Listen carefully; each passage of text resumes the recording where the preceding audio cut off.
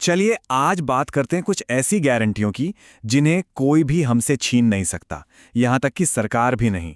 जी हाँ, ये हैं भारतीय संविधान के मौलिक अधिकार, जो हमारे लोकतंत्र का एक तरह से सुरक्षा कवच है।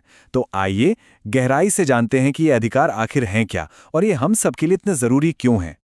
पता है, संविधान के पार्ट 3 को, जिसमें ये सारे मौलिक अधिकार हैं, अक्सर संविधान का हृदय कहा जाता है। ये दिखाता है कि ये अधिकार हमारे लोकतंत्र के लिए उतने ही जरूरी हैं जितना हमारे शरीर के लिए हमारा दिल।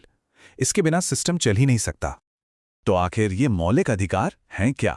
आसान भाषा में कहें तो ये वो बुनियादी आज़ादियां हैं जिनकी गारंटी हमारा संविधान देता है। और सबसे बड़ी बात, ये हमें सरकार की मनमानी से बचाते हैं। इन्हें हमसे कोई नहीं छीन सकता।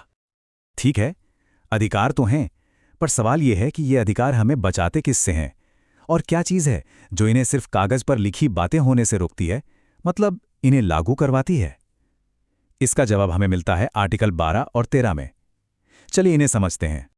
देखिए, आर्टिकल 12 राज्य यानी द स्टेट की परिभाषा बताता है, और ये बहुत दिलचस्प है। राज्य का मतलब सिर्फ केंद्र या राज्य की सरकारें नहीं हैं।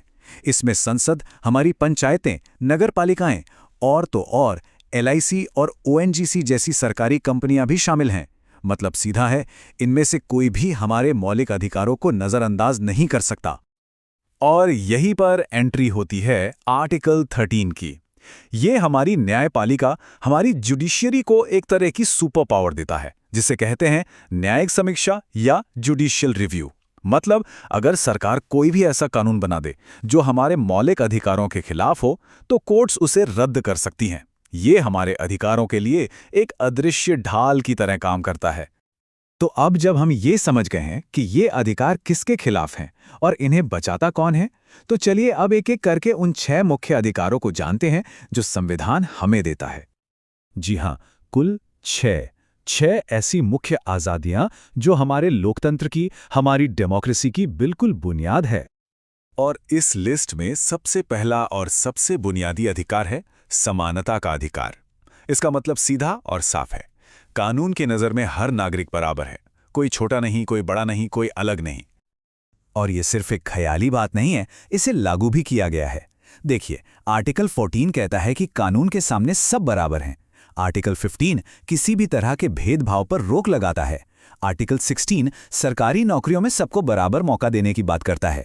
और आर्टिकल 17 और 18 तो छुआछूत जैसी सामाजिक बुराई और राजा महाराजा जैसे टाइटल्स को ही खत्म कर देते हैं। चलिए अब दूसरे अधिकार पर आते हैं, और सच कहूं तो ये हमारे लोकतंत्र की आत्मा है। ये है स्वतंत्रता का अधिकार। इसके अंदर हमें कई तरह की आज़ादियां मिलती हैं।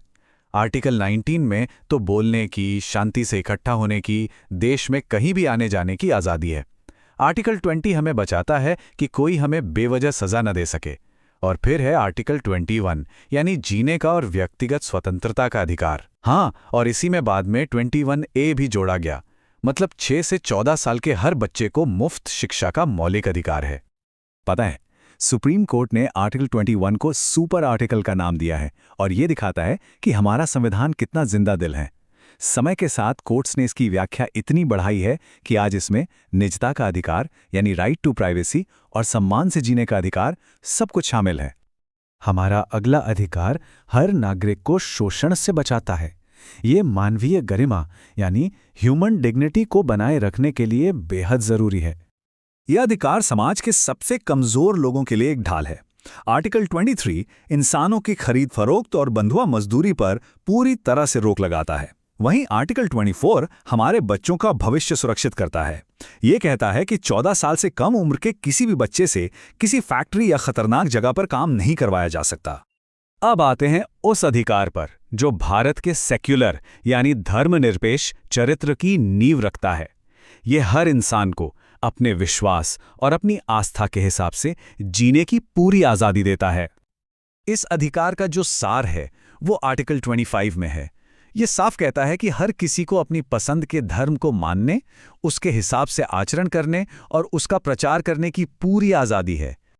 हमारा अगला अधिकार भारत की सबसे बड़ी खूबसूरती यानी इसकी विविधता को बचाता है। ये खासतौर पर अल्पसंख्यक समुदायों के हितों की रक्षा के लिए बनाया गया है। ये अधिकार अल्पसंख्यकों को ताकत देता है। आर्टिकल 29 के तहत वो अपनी अलग भाषा, लिपि और संस्कृति को बचाकर रख सकते हैं, और आर्टिकल 30 उन्हें ये हक देता है कि वो अपनी संस्कृति को आगे बढ़ाने के लिए अपने एजुकेशनल इंस्टीट्यूट खोलें और उन्हें चलाएं। अब कहानी में एक दिलचस्प मोड़ आता है। मौलिक अधिकारों की ये जो लिस्ट है ना, ये हमेशा से ऐसी नहीं थी, और ये दिखाता है कि हमारा संविधान कोई पत्थर की लकीर नहीं, बल्कि एक जिंदा, विकसित होता हुआ दस्तावेज है। जी हाँ, जब संविधान लागू हुआ था तब 6 नहीं बल्कि 7 मौलिक अधिकार थे, और वो 7वां अधिकार था संपत्ति का अधिकार, जो आर्टिकल 31 में दिया गया था। लेकिन फिर 1978 में 44th संविधान संशोधन के जरिए इसे मौलिक अधिकारों के लिस्ट से हटा दिया गया। अब ये आर्टिकल 301 के तहत एक कानूनी अधिकार तो है, लेकिन मौलिक अधिकार नहीं। इसका मतलब यह है कि अब सरकार जनता के भले के लिए एक सही प्रक्रिया के तहत किसी की संपत्ति का अधिग्रहण कर सकती है। तो अब तक हमने 5 अधिकारों की बात कर ली, लेकिन अब हम आ रहे हैं छठे और शायद सबसे अहम अधिकार पर। एक ऐसा अधिकार जिसके बिना बाकी सारे अधिकार बस कागज पर लिखी अच्छी अच्छी बातें बनके रह जाते।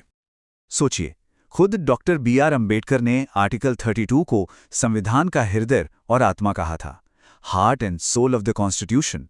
अब आप इसी से अंदाजा लगा लीजिए कि ये कितना जरूरी होगा। तो ऐसा क्या है इस आर्टिकल में?